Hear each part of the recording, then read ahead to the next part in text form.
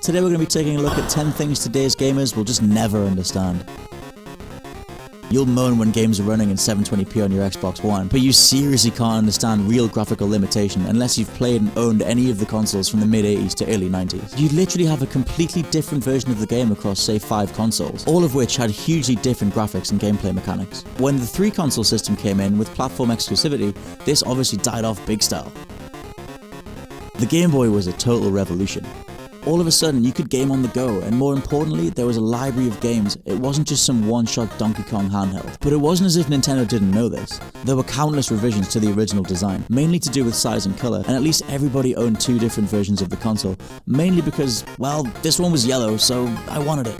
It was a masterclass in customer retention. Oh, so you're not really sure what to do next? Well, get ready for either a month of trial and error or the long wait until someone you know beats that section and tells you the secret. The internet was nowhere near as organized as it is today. There weren't just walkthroughs all over the place. If you wanted to beat a game on your own and you happened to get stuck, your only source of information was to head down to the local game store and check out one of the guides. From finding the Triforce to resurrecting Aeris, from finding Mew under a truck to naked Lara Croft, the rumor mill was rife. With no real voice of reason out there but magazines who love to stir the pot, people who wanted so desperately to believe in a rumor would spend hours trying to follow a set of stupidly long instructions just to get their prize.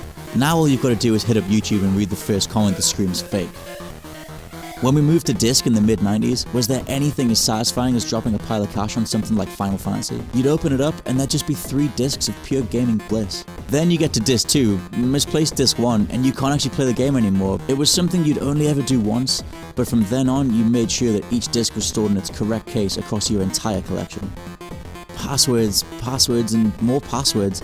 They were pretty much wiped out by the dawn of memory cards, save for the few primitive titles here and there. Back in the day, inside every cartridge case there'd be a folded piece of haggard paper with random letters, symbols, numbers, all of it scrolled on there just so you could resume from where you left off.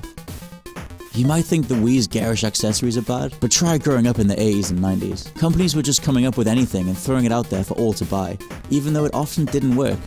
We're looking at you, Sega Activator, and you, Nintendo Power Glove. Or sometimes it just didn't make any sense at all, like most of Namco's peripherals. The horrible thing was going round to a friend's house and watching how proud they were to own all the stupid things for all of 10 minutes. Now, this one still stings a bit. You want to try out that big game months before release? Just buy a magazine and get the demo. Or maybe you keep getting killed, or you just want to change the color of your car.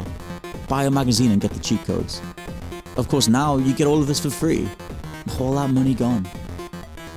Multiplayer is looked at as pretty much an online exclusive thing now, but when was the last time you actually sat down with somebody and played split screen? Back in the day, that was all you could do, and it would always end in a fight. Local competitive multiplayer was a serious friendship killer. If you thought your friend was cheating or using your side of the screen to gain an unfair advantage, that's the last thing they would ever do. After racking our brains trying to think of the number one thing that younger gamers just wouldn't have a clue about, it has to be the magic of fixing a cartridge by pulling it out of the console and blowing on it. It's one of those things that takes you back just thinking about it, and if you never had to do it or you didn't grow up in the cartridge age, you won't get it.